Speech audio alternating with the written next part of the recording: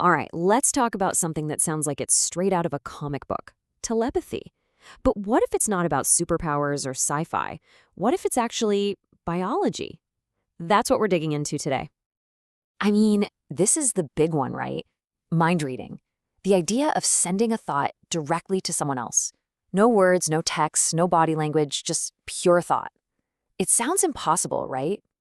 But what if the hardware for it has been built into us from the very beginning? And that's the wild idea we're diving into.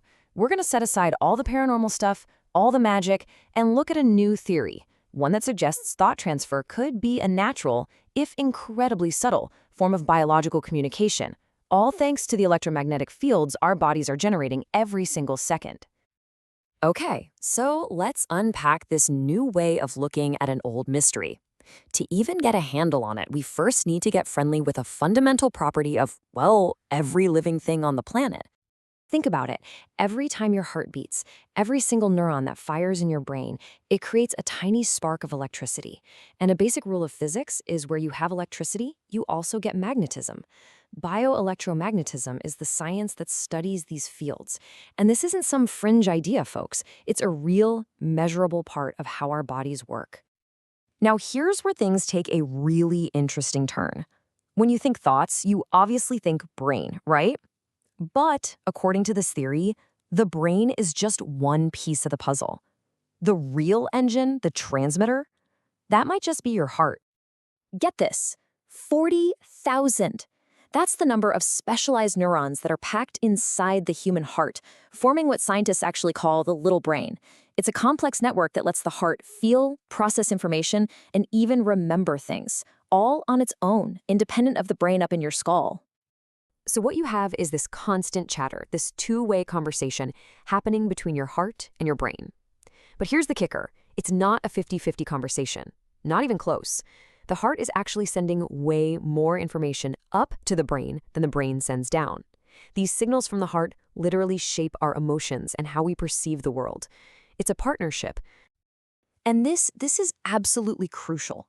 While the brain is where a complex thought might start, the heart is the mega amplifier. Its electromagnetic field is a whopping 100 times stronger than the brain's field. It's so powerful it radiates several feet out from your body. The brain's field, by comparison, is tiny. So if a thought is going to be broadcast, the heart is really the only organ with enough power to send the signal. Okay, so if the heart is the transmitter, how would a thought actually get, well, broadcasted? The theory lays it out in a pretty straightforward 4-step process. Honestly, you can think of it just like a biological radio station. Let's walk through this. Step 1, encoding. Your brain cooks up a thought and turns it into a specific electrical pattern. Next, step 2 is modulation. That pattern travels down the heart's little brain, which then imprints it, like a signature, onto the heart's huge electromagnetic field. Step 3, transmission. The heart then broadcasts that information-packed signal out into the space around you. And finally, step 4, decoding. If someone is close enough, their own heart and brain can pick up, or entrain to, that signal and translate it back into a feeling or an impression. So how does that last part, the receiving part, even work? Well, it's based on a real, observable phenomenon called physiological entrainment.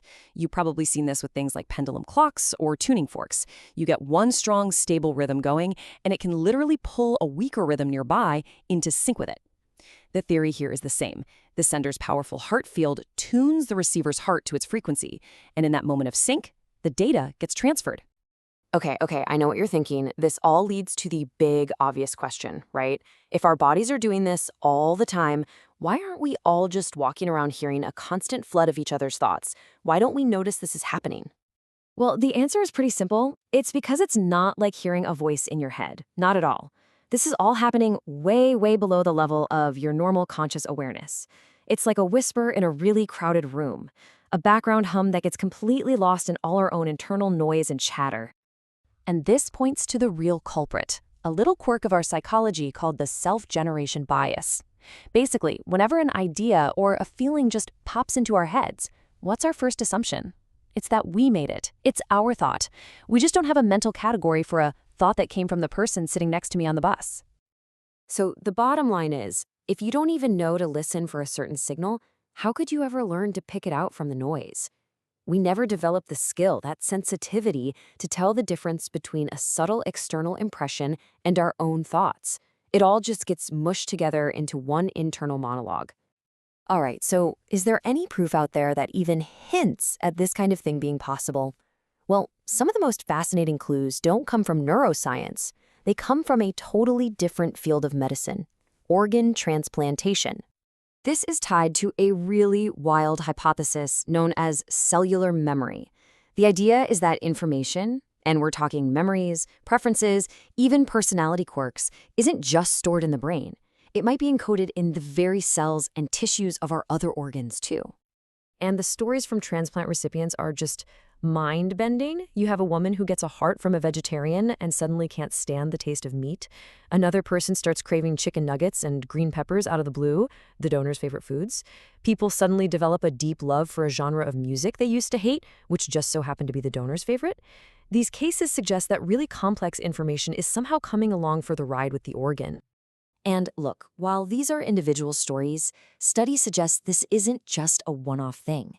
When researchers looked into it, they found that over 13% of kidney recipients and almost 8% of lung recipients reported feeling like they'd adopted some of their donor's characteristics. Now, that's not everybody, for sure, but it's not nothing. It points to some kind of information transfer going on. So really, the main takeaway here is a total reframing of the idea. This bioelectromagnetic theory yanks telepathy out of the world of magic and the supernatural and plants it right in the middle of biology. It suggests that maybe it's not a superpower at all, but a deep, subtle, and totally natural form of human connection that we've just forgotten how to listen to. Which leaves us with one last thought to chew on. If our hearts are constantly broadcasting our feelings and our states of mind, and our bodies are constantly receiving these subtle signals from everyone around us, what are you picking up right at this very moment that you might be mistaking for your own thought?